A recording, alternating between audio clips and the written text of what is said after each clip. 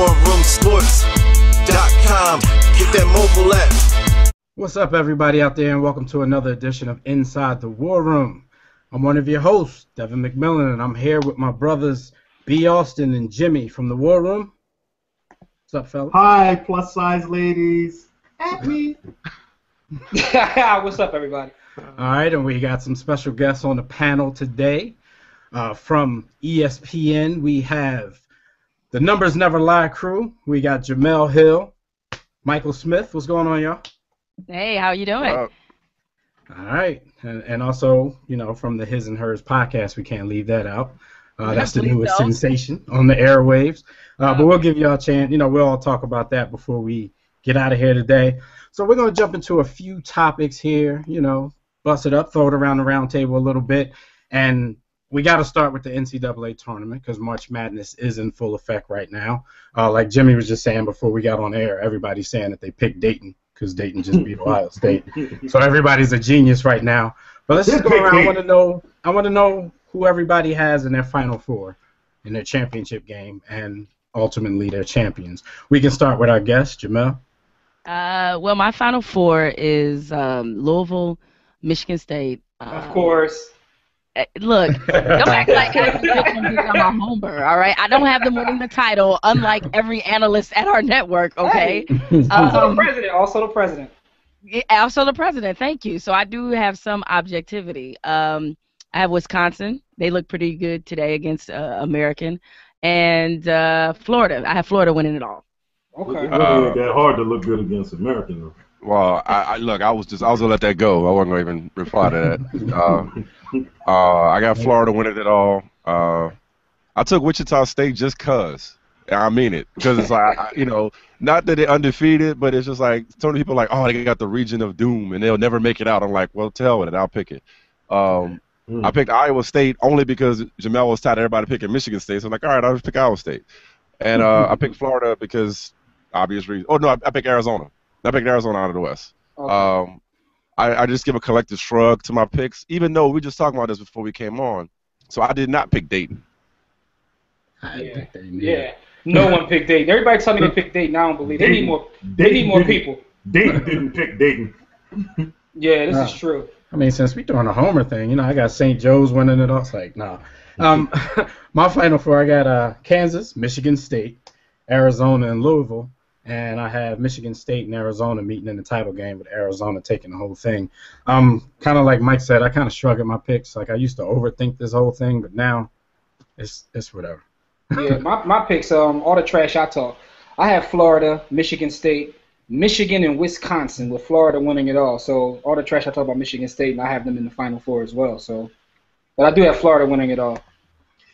I got the Gators, the Wildcats, the Spartans, and the Cardinals. So for those of you who can't keep up, that's Florida, Arizona, Michigan State, and Louisville. And I have Arizona winning it all. So you're taking all chalk, basically. Mm-hmm. All right.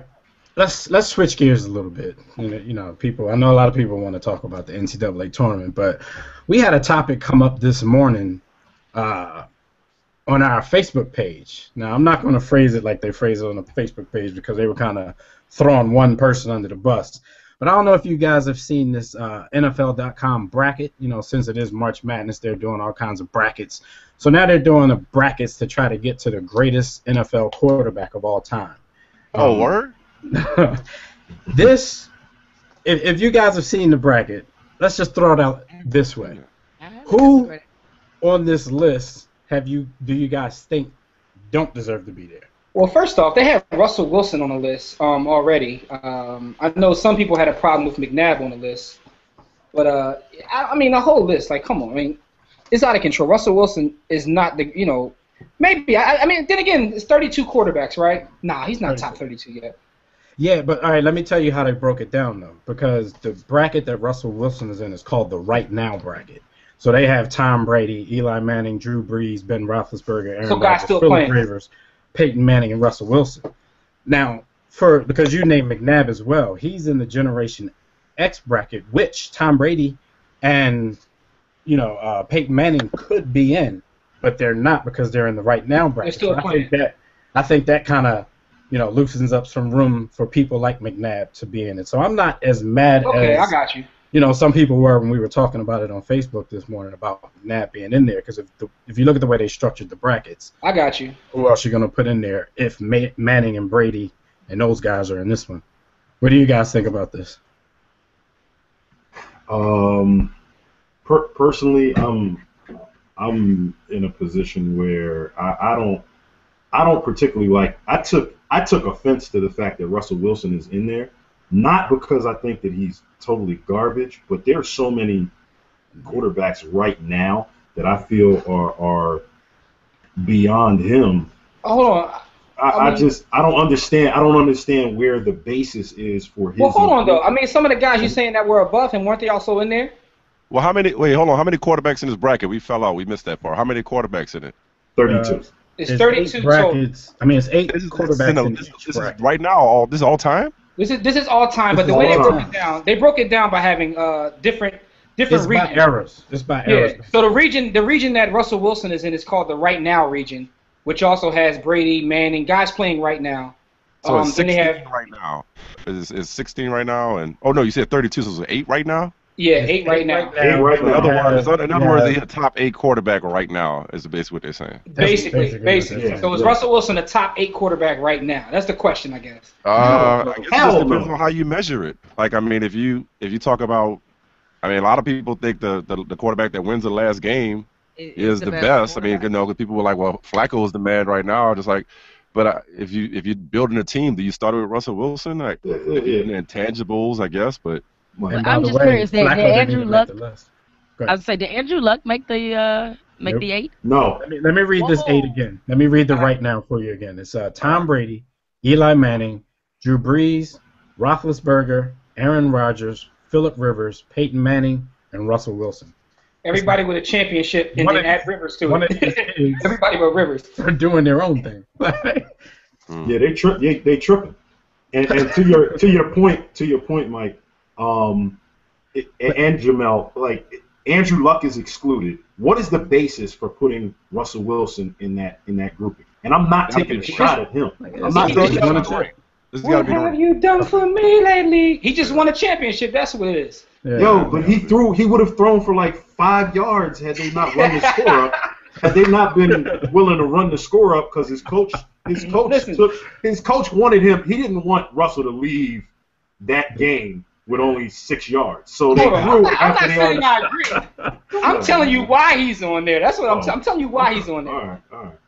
Well, it they seems like and they they have pretty them. much just went with the winners, though. I mean, it's Yeah, like that's what it sounds like. because I don't know if I would say, well, But wait, back up. I'm not to throw shade at a competing company. This is a good idea, but you can't have an all-time bracket and equally, say right now. Well, there are not 8 quarterbacks right now who are all-time. Yes. You just got to go all-time. Period. Yes. You need to take your top 32. And, Yeah, you can't do that. You can't do that All right. because I could easily name. I could probably name 30 all-time quarterbacks who are better than at least half of the right now people. You know what I mean? Like, I don't know if Eli Manning is top 30 all time. No, he's not. he's not. Phillip Rivers damn sure ain't. Who else is on that list that you mentioned? Roethlisberger. Peyton goes in it.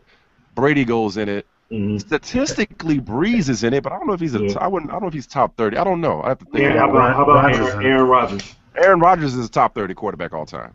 Okay. I would say that. I mean, like in terms of guys that I've just seen do it, he's one of the best I've ever seen to do it already. You know? All right. Well, who is your guys' top quarterback of all time? Let's ask you that. Who do you got as number 1 overall? Just off the top. Montana.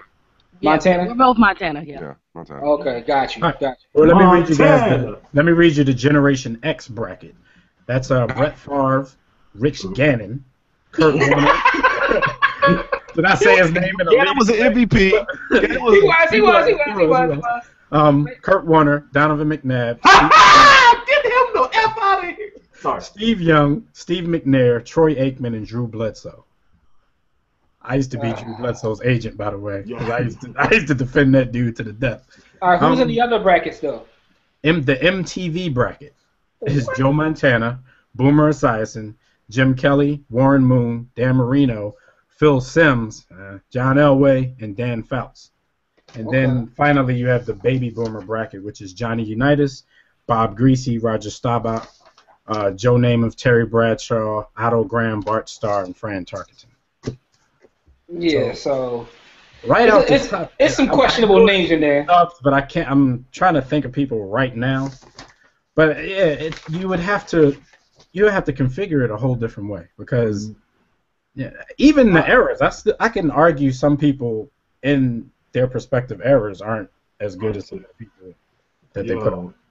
I don't know. That is going to be politically correct here, but the entire list is not legitimate because of one man's inclusion. Like, you can't include Donovan McNabb in greatest of all time for anything. Not greatest turf thrower, not greatest dirt ball thrower, not even greatest interception. No, thrower. Get him the F. Nah, but here's my thing, though. Forget that.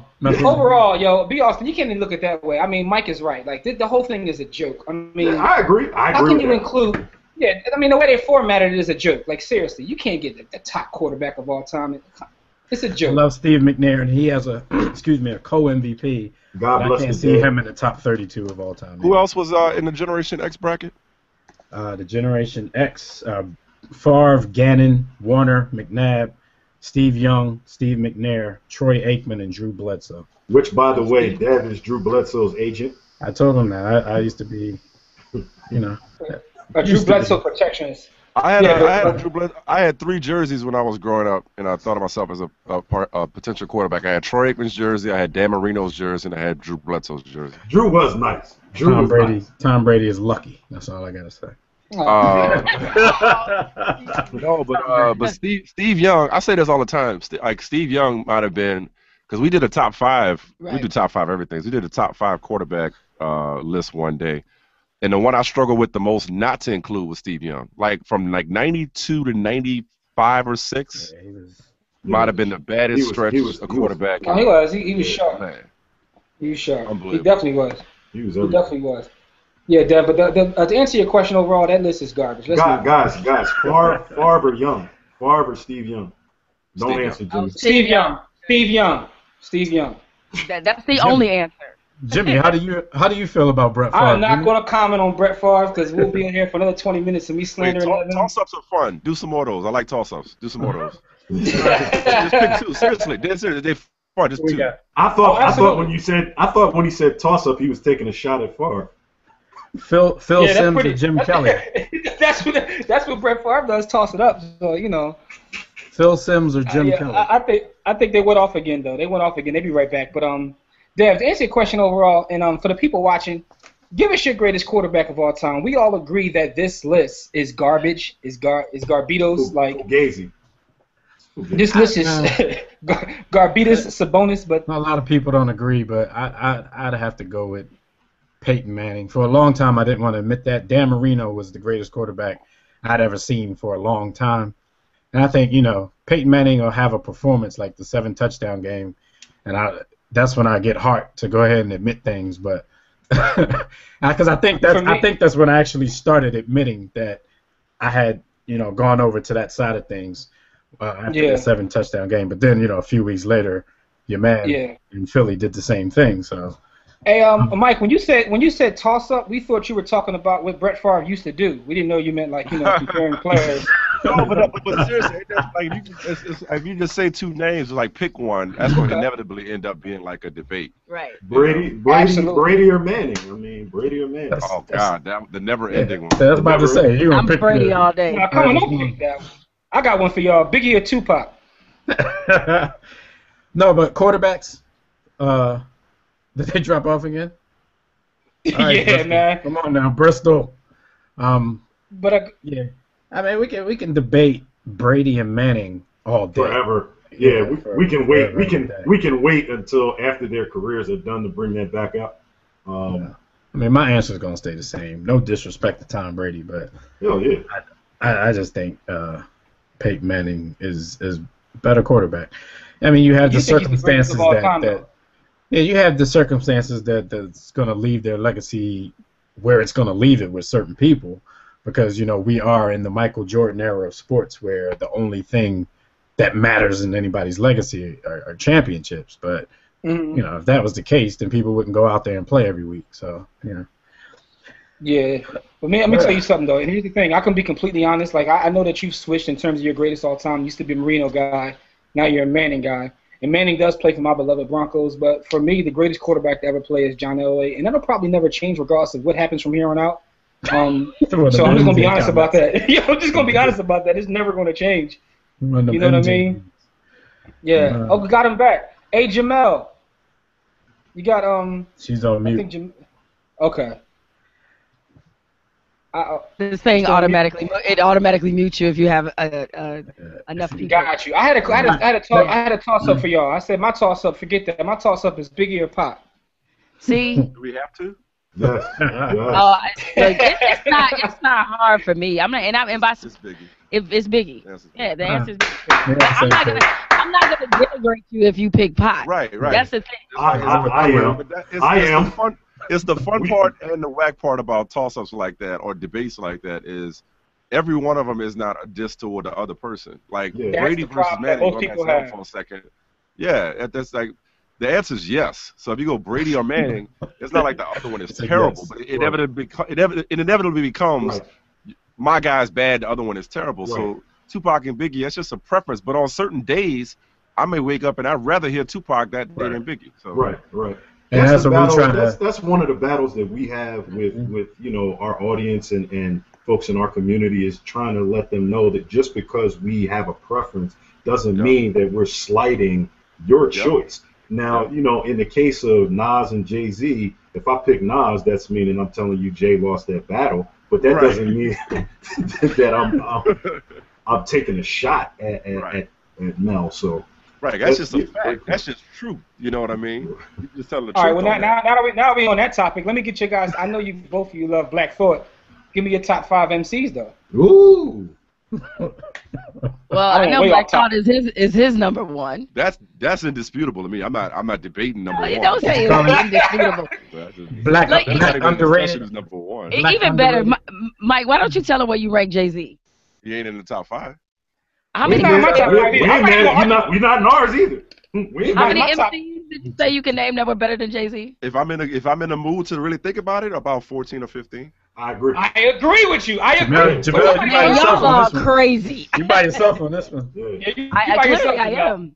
She thought I was crazy. Yo, Jay-Z stopped rhyming in like 99. I'm like, he good, but he stopped really rhyming. No. To keep it 100. Look, we're not talking about like talent and potential. Jay-Z. Yeah, you're not talking about record. You're not talking about record sales. Yeah, we're not talking about record sales. We're not talking about stature in the culture. Jay-Z, first of all, I have a beef with you. So when you look at this, Jay, I'm tired of you being lazy. See, Jay is so talented, and he understands and he's so rich. He understands that if he passes gas on a track, people are going to buy it. So that whole dumb down my lyrics and double my dollars thing was real for him. And so that's my whole beef, because it's kind of like you sold out the art and you're too talented to do that. You're too gifted. I think Jay is one of the more gifted lyricists of our time, but he doesn't give you that. He doesn't give you that. He doesn't give you that. He's going to be on here for... Were you talking about top 5 all time or right now? You talking about all time, right? All time. So it's Thought. No, I gotta go in order. It's Thought 1. No order. Uh-oh. Yeah, while he's thinking about it, B. Austin, let me get yours. He's in look at that net zero clicked in. B. Austin, who's your father? Because we're all over the place on this webcast. We are all over the place. Jim, don't do that to me, because I got 10 MCs in my top 5 and 20 in my top 10. I got 20, but I'm gonna limit it to 5. I wanted to put it on the record. Put it on the record for people watching. Give me 5 right now. Chuck D, my number 6, and he in front of Jay. Nas, dissed him. I just dissed you. I'm going Nas, Black Thought, Big Pun, Razkaz, Andre 3000. Yo, he went. He just wanted to add flavor from different areas. He trying to cater to the people watching. I'm gonna pick somebody from the West. Pick somebody from down south. Crooked Eye. Shout out to Slaughterhouse. The second. That's not your fault, though, man. Yo, come on, Jimmy White. I'm not prepared for this, man. Stop doing this. I'm always prepared. Dev, give me your 5, Dev. Give me your 5, yo. Nas, Rakim, KRS-One, Biggie and Big Daddy Kane. Holla. Yo, now I'll wait for the hate now, because as much as I love Biggie, Biggie might be my favorite, but he's not the best, yo. And people understand that your favorite and the best are two different things. Two different things, yeah. My top 5 is like this. 4 of them have never left, yo. Which is Big Daddy Kane, Rakim, Cool G Rap, and KRS-One. You know, I know we said we're not doing this no more, but that's like the Mount Rushmore of my hip hop. I wasn't those prepared. 4. Just Rushmore. And then add Nas to that. You know, so those are my 5. So I would go BDK, Rakim, Rushmore, Cool G Rap, and then Nas. KRS-One. Yeah, the Mount Rushmore hip hop, and then Nas. You know what I'm saying? So, and that never changed. Yo, so to our viewers, man, I wasn't ready. I wasn't prepared. They ambushed me. yeah, so basically, we're waiting for your 5. Yeah, you said Thought, and then you were out. So Deep Thought. 3 Stacks. Okay. I always cheat, and Jemele get mad at me, but this is my 5, so I can do what I want. Black Star. That's my. I fit Talib. That is not I fit a. Talib and Mos You Def fit in. both. Black Star. You can't do that. Talib and Mos Def Yo. go in. But hold up, that's what Jimmy and B. Austin do. They have like. Yeah, I got like I'll be 8, honest 10 with people y'all. in my top 5. I got 10 people in my top 5 and 20 in Right. my top 10. And I don't even. This question ain't fair. I ain't ready. But no, we already stated out, the so last y'all can watch it back on the replay. I know technically I did 4, but I said the other 2 I try to squeeze in there are Big, who we just talked about, and Top 5 would be number 1 would be Nas. Number 2, I think is Black Thought. Number 3, no, actually I won't put Black Thought 2. I'm sorry. I actually put No order. No order. All right, just- I'll just give my 5. I actually would put Jay-Z in my top 5, obviously, and I can pick. I mean, I love them both, Sure. but I can pick between Mos Def and Talib. Unlike my co-host here, I would put Mos Def in mine. I'd probably put Andre 3000 in Black Thought. Yeah. Okay. All right. Well, that's a 5. Be Austin. Let's keep it real though. Let's keep it real. Before they come back though, be Austin. Let's keep it real though. That's not your 5. B. You're just trying to cater to the whole country. That's not your 5. B. It just isn't, man. No, Razzcast. And Razzcast is nasty. Solo on Ice is one of the greatest albums ever, yo. But Razzcast is really in your top 5 though, B. He in your top 5 though. Stop. Yo, man, I refuse Talk to a lot answer. about Razzcast, but I refuse to answer, and I I ain't plead know- the fifth. I ain't know Three Stacks- Stacks was in your top 5. Yo, what? Yo, Stacks. Yeah, 3 Stacks. No, 3 Stacks is nice. No, First I of all, didn't can't even do my top. I didn't know he was solo in album, B. though. Austin's top 5 though. Yo, Because he's not, Davio, because he's not. He tried to pick somebody down south. He went with the popular pick, man. I sold Should have went with Face, though. I sold it. Let's move it on, man. Let's keep it. Well, no, not keep it. Let's go back to sports since we're talking. Well, I was my talking New bad. York. B. Austin was all over the country. I was talking New York. So let's talk a little bit about New York, man. This whole Phil Jackson thing. Last week on our podcast, we were just talking about the possibility, the fact that they had a deal in place. Now it's done. It's a done deal. Phil Jackson is the president of operations in New York. A lot of people think the move was done in order to keep Carmelo there. Carmelo's kind of saying the right things. What do you guys think? Like, now that we know that it's happening for sure, is Phil the answer in New York? What can he do for this team? Like, He ain't got the answers, Dev. But go ahead, though, B. Austin. But that's his job to bring in the answers, though. Can It's he rare. do this job? It's rare. It does happen, but it is rare that Jimmy and I agree. And we have pretty much the same. We have pretty much the same position on this. I think Phil came in. He saw a bank that was open. There's no security there. The police can't get called, so he robbed it. He's getting paid. It's a money grab. I don't know that. I don't know that. Yeah, shout out to Rob. I don't know that he can't do the job.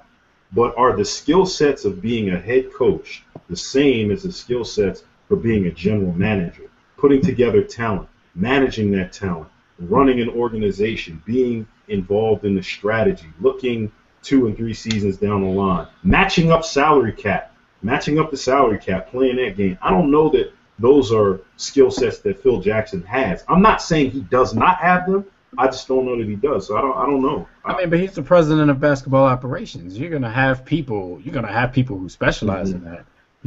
Capology, even though the Knicks have been the Knicks haven't necessarily been too good at that in the past 2 decades or so. But I don't know. It may be a situation where they just, first of all, they're throwing him out there because they think people are going to want to come play for him, whether he's the coach or just anywhere in the organization. Right. That's why I told you guys last week, like, it's going to be kind of funny that they're kind of using him as this figure to lure people in, but Phil's not even really going to be in New York most of the time.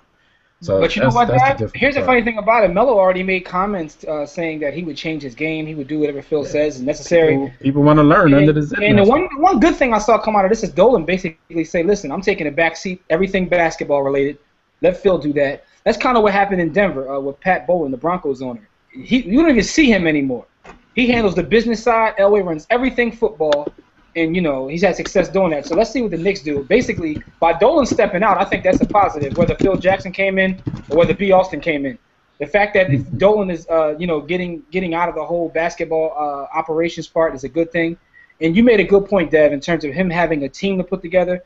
Phil Jackson has the one thing that he does that every successful manager does is surround yourself with the right people. Yeah. Shout out to Tex Winners. Tex Winter's a mastermind, man. In the words of Jim Collins, man, he puts the right people on the bus. Yeah. So Phil Jackson is a master at doing that. So whether everything will come down to his decisions, we don't know. He might put together a nice team to see what happens. You know what I'm saying? So I think that he has an opportunity to have success. But we'll see what happens, man. I would never put anything by him. I mean, the guy has been one of the most successful men in the history of basketball. You know, you look at his accomplishments. We always talk about it on the podcast, The War Room, how Phil Jackson, Red Auerbach, Pat Riley, and Popovich, damn near those 4 guys have about 1/3 of all the championships ever won. Right. So he has success. Not at this level, but we know he knows how to put together a good team. Not necessarily a basketball team, but a team of guys that help make decisions. So I think his hires will be telling in terms of how he wants to move forward. Outside of that, he's getting paid a nice amount of change to run a team from a Chromebook, so I can't knock it. Yeah, send them that invite. But look, yeah, it's one of those things, like, of course, none of us has ever seen Phil Jackson be the architect of a team, but at the same time, like we said when Rob was on the show, he always had his stamp on a team. So sure. Just because we don't know or we haven't seen him be the architect of a team doesn't mean he didn't have a big hand in who the Lakers brought in. I'm pretty sure, Phil Jackson, a coach of that stature, and what the Lakers were paying him, I'm pretty sure they weren't saying, okay, you coach the team, but you stay the hell out of these personnel meetings. We don't need you in here. Yeah, I'm pretty sure Phil had his hand in a lot of stuff that was going on. So, we didn't know Larry Bird could do the job, and, he was already at one point on the brink of a championship, never happened. Now he may be on the brink of a championship again, and then how mean is Larry Bird? Larry Bird's successful at every level, Yeah, at everything. Because he's like, except for being a father. But hold on though, the thing about it is this, because as much success as Magic has had on the court and in business, he was a terrible coach. Terrible father. No comment. Terrible dad. No comment. Hold on though. Remember Magic had a late night talk show that was also terrible. Magic bucket list must have nothing on it. He said, I want a talk show, and they got one. Like, he goes around whatever he wants to do. My point is this, though. As good as Michael Jordan was, how good is he as an executive? Like, he is the Michael Jordan of bad owners. Of bad executives. He's stepping to that next level. He's stepping to that next level of bad owners. Yeah, but the thing about it is, like, when you think about it, like, Larry Bird is really that guy. Like, Larry Bird has done it again in terms of building a team. Larry Bird was a hell of a coach. Larry Bird is one of the baddest dudes in the court. Shout out to Larry Bird, because he never gets mentioned when we talk about greatest of all time lists. He's, like, left off all the time. Yeah. He, like you say, he was successful on every level so far. So a championship, in this capacity would just cement dude as like an all-around Hall of Famer.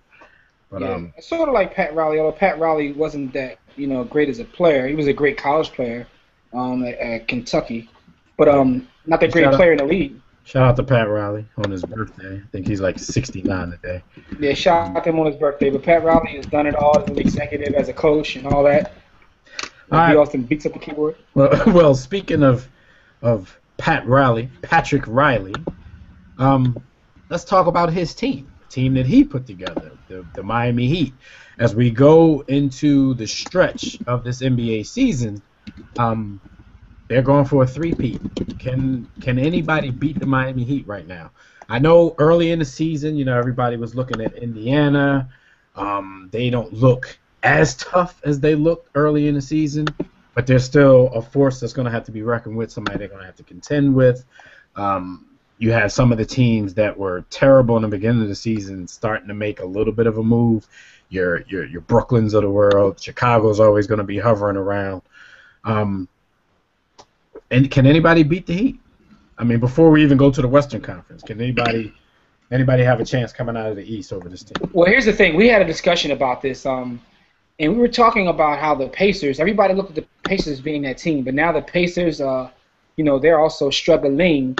But outside of those two teams, the only team I see would have a shot would be Brooklyn, because you never know when the playoffs start, because the NBA has decided to. Well, here's the thing.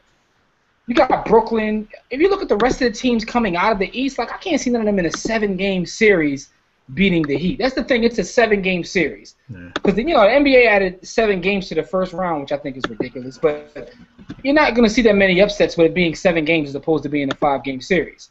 So to beat the Heat in the 4 out of 7 games is going to be difficult for anybody to do. But if anybody, to answer your question, it would be the Brooklyn, because they have the veteran experience. They haven't played up to their expectations coming into the season.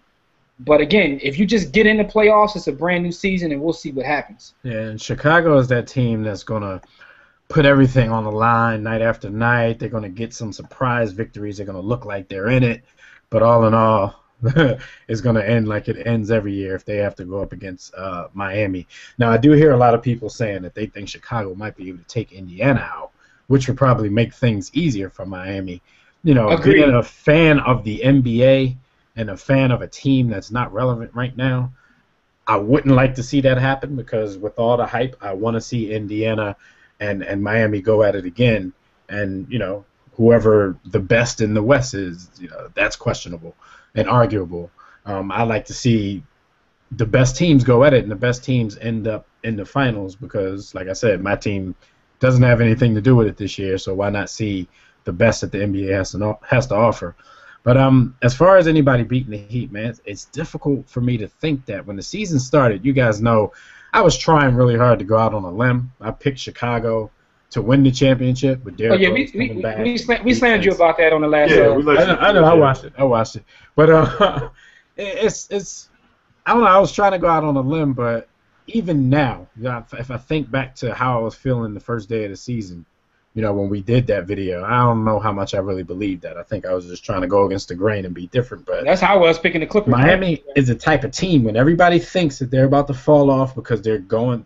People have to remember that these guys are just going through the motions. They're bored. Yeah, the regular season is something they know they have to show up, play well enough to get a 1 or 2 seed, and for them that's not difficult. So yeah, I really don't. I think they're going to turn it on like they always do, and LeBron James is going to do his LeBron James impersonation.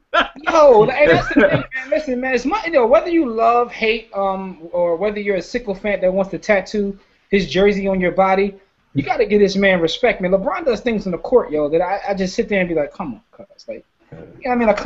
Like, what are you? It's his time. Like I always say, it's just his time, man. Like, it is what it is, man. The East is a 4-team race. It's really not. It's really a 2-team race. But shout out to the Brooklyn Nets and the Chicago Bulls. I think the Chicago Bulls have a tremendous coach who gets every last ounce of talent out of his teams. I mean, if you look at the point guards that they've plugged in over the last 3 or 4 seasons, I mean, he had John Lucas 3 looking like he was not a crack baby, like he was just balling out of control. He's turned DJ Augustine. He's reclaimed the DJ Augustine Reclamation Project is in full effect. He's got DJ balling. Nate Robinson. We knew what Nate was, but within the context of an actual team and it being meaningful, Nate Ball. He he gets the best out of talent. He gets Jemele Fredette is now going to ball. I mean, I have no doubt that he's going to be successful in Chicago. Taj Gibson, Joakim Noah, man. Yo, shout out to Joakim. He's an animal. Yeah, he's an animal. So yes or no? They can't win though. I'm not thinking anybody beat. No, all that being said, they can't win. I wanted to take the time to give people their respect. I mean, Brooklyn. I told people at the beginning of the season, although it was shaky, baby. I was like, yo, Brooklyn will get it turned around, but they can't beat. Yeah, man, come on, man. All right, but look, man. We'll leave it there. It looks like the Heat may be in for a 3-peat. We'll see how they look. You know, we'll see how Dwayne Wade looks once the playoffs start, because he probably is the key. And as much as people think he's broken down, I think Dwayne Wade might just be saving it. Seriously. Anybody beat Are they going to 3-peat? Well, I think so, but I think that team, I mean, I think a lot of us were thinking it was going to be Indiana, that they were going to be the team, but Indiana's looked real raggedy this last month or so. I think they're going through something. I don't know if it's just they're running out of gas. I don't know. Andrew Bynum showed up. Yeah, he might be the curse. Who knows? But they just haven't looked right in a while. And Paul George, I mean, last night he got smoked by Carmelo. Like, all this talk about him being a two-way player, Brian Shaw, or wasn't Brian Shaw that said he's the best two-way player, you know, better than LeBron? Well, Carmelo had that fool on skates all night. In all fairness, though, Melo does that to a lot of human beings. He does. I mean, he's one of the best, if not the best, individual sort of. Hey, look what's on ESPN too. We're actually on right now. This is called TV Magic, where we're talking to you and on television at the same time. So, no, I mean, I think he makes a lot of players look bad, but for Paul George, like for him, it was a pitiful defensive effort. But in general. But no, it wasn't even. I've seen him defend him better. Like I agree with you, Austin. It's something going on with that team. Like I don't know what it is. With that team. It might be Bynum. Just blame Bynum, but I don't know what it is. But they're not the same. I mean, it's a long season too, so. It is. Yeah. And maybe they are just running out of gas, getting a little tired, just getting toward the end, and maybe the fact that they came out the gate talking about how much they wanted Miami, how much they wanted the 1 seed, maybe a lot of that is catching up with them. So my guess is if Miami loses, it's going to be a team out of the West. I mean, I still think San Antonio looks good. The Clippers for the last month, they look really good. So if whoever blocks them from a 3-peat, it won't get blocked to the finals, that's for sure. Got you. Fellas, you know, it's been another episode of Inside the War Room. This one, of course, starring Mike Smith and Jemele Hill from ESPN. Like we always tell you guys, make sure you subscribe to the page first of all, so you know when we come out with a new video, and whenever we have guests, you'll know that as well. Make sure you like the video. Make sure you comment on the video. Let us know your opinions on everything that we talked about. The NCAA tournament, give us your Final Four, your championship game, and your champion. The NFL quarterback bracket. You don't necessarily have to give us your best quarterback of all time. Just go to NFL.com and take a look at the bracket. Don't accept mediocrity and be steadfast in the war against ignorance. See you chumps on top. Kuwait, it's the war room with 5 nights at the round table, 5 Philly guys.